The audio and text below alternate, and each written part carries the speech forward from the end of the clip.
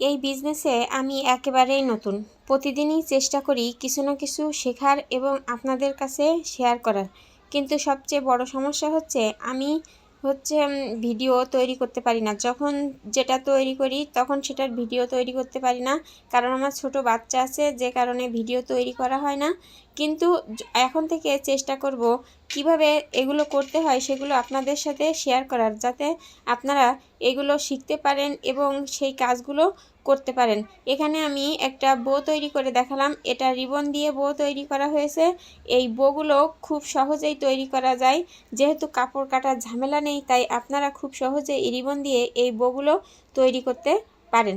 আজকে থেকে আমি চেষ্টা করব যে কিভাবে সব কিছু তৈরি করতে হয় সেটা দেখানোর, যাতে আপনারা খুব সহজেই সেগুলো বুঝতে পারেন এবং আপনারা নিজেরাও ঘরে বসে সেগুলো করতে পারেন।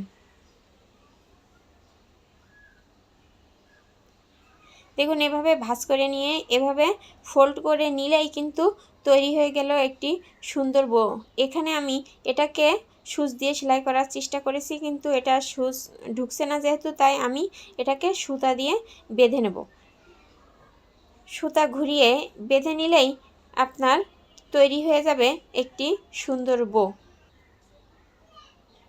দেখুন কতটা সহজে এবং কতটা সুন্দরভাবে হয়ে গেল একটি বো। ভিডিওটি ভালো লাগলে শেয়ার করতে ভুলবেন না।